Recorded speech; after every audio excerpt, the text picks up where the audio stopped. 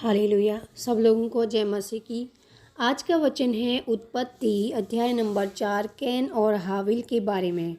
तो मेरे प्रियो पढ़ते हैं, जब आदम और अपनी पत्नी हव्वा के पास गया तब हव्वा गर्भवती हुई और हव्वा से कैन जन्म हुआ और यहोवा की सहायता से एक पुरुष पाया। फिर उसने उसके भाई हाबिल को भी जन्म दिया।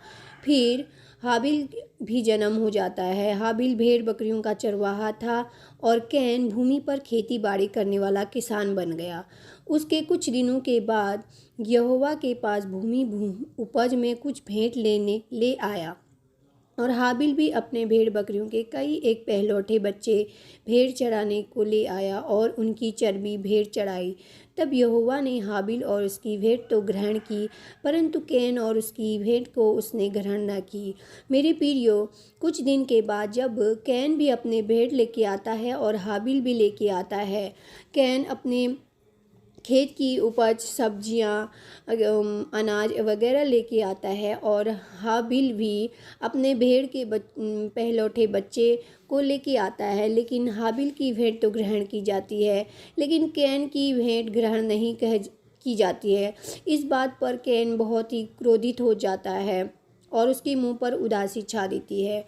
तो मेरे प्रियो, फिर यहोवा कहता है, तू भला करे तो क्या तेरी भेंट ग्रहण न की जाएगी? और यदि तू भला न करे तो पाप द्वार पर छिपा रहता है और उसकी लालसा तेरी ओर होगी और तू उस पर प्रभुता करनी है। हालेलुया। तो मेरे प्रियो, परमेश्वर यहोवा परमेश्वर कैन को कहते हैं, यदि तू भलाई करे, बुराई को छोड़कर अच्छे आचरण को अपनाए तो कैन की भेंट जरूर ग्रहण की जाएगी। लेकिन आज भी मेरे प्रियो, परमेश्वर हमसे यही बात करना चाहता है कि हमारी भेंट प्रभु ग्रहण करता है कि नहीं। क्या हम ईमानदारी से दशवांश देते हैं, प्रभु को भेंट देते हैं कि नहीं? अपने आप को हमें आज चेक करने की ज़रूरत है। हम किस प्रकार के व्यवहार को अपना रहे हैं, कौन सी दिनचर्या को हम जी रहे हैं? कैन की दिनचर्या हम जी रहे हैं या फिर हाबिल की? इस बात को हमें अपने जीवन में ध्यान देने की ज़रूरत है।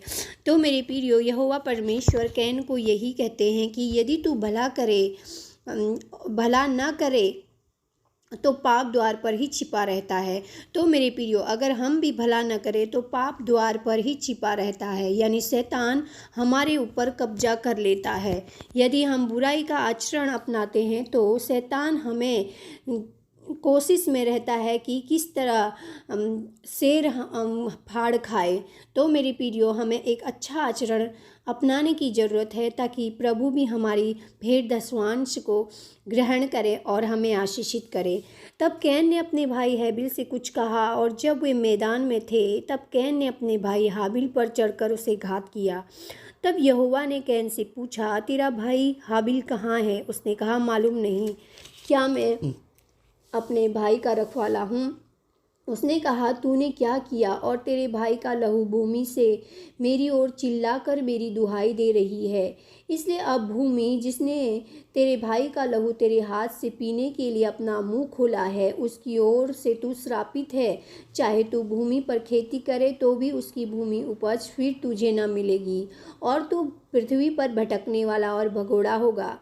तब कैन ने यहोवा से कहा, मेरा दंड सहने से बाहर है।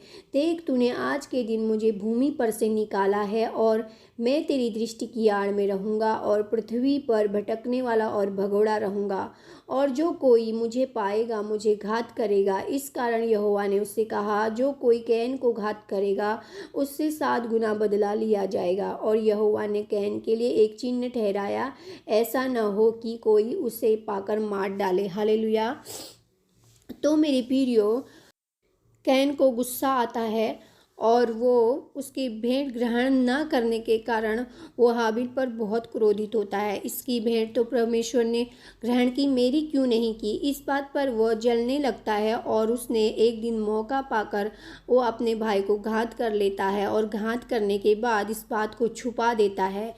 लेकिन यहोवा परमेश्वर सब कुछ देख रहे होते हैं और कैन की इस हरकत को परमेश्वर देख रहे होते हैं और पूछते हैं कि तूने अपने भाई को घात क्यों किया?